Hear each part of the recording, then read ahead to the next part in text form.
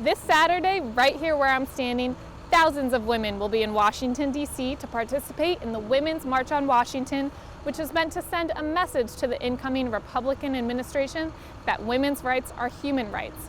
But recently, the march, which was founded on principles of inclusion and equality for all women, has come under controversy for its decision to exclude and silence the voices of thousands of pro-life women who want to participate.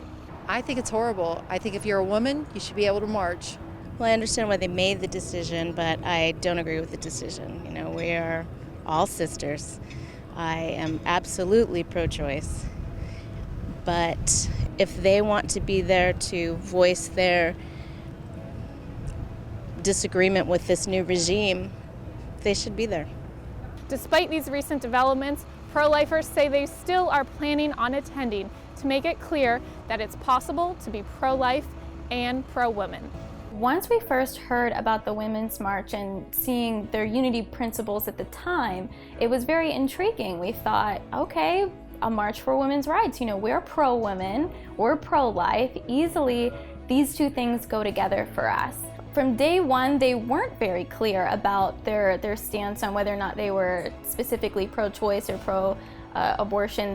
And then as soon as we started seeing our partnership ignored, as soon as we started seeing pro-life groups being rejected and being told that they're not welcome at the march, that was a little shocking to us. At least one pro-life group applied to be a sponsor, a partner, and was accepted and then ended up being taken off the list. Other groups have applied and not been accepted at all, even when they've applied multiple times. In our case, you know, they may just be rubber stamping and they may realize at some point. So, you know, I'm hopeful that we will be allowed to stay as a partner in March so that we can represent the voices of pro-life women in a march that claims to be about women's rights.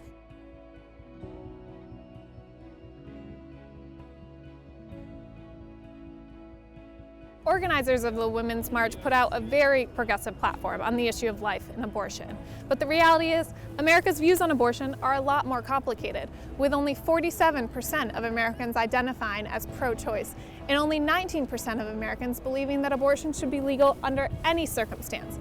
This really raises the question about whether or not march organizers should not just be including, but actually be seeking out the voices of these pro-life women. The platform taken by the leaders of this march is representative only of the most radical, fringe, pro-abortion elements. So in order to speak for women and to call itself a women's march, this march must include the voices of pro-life women.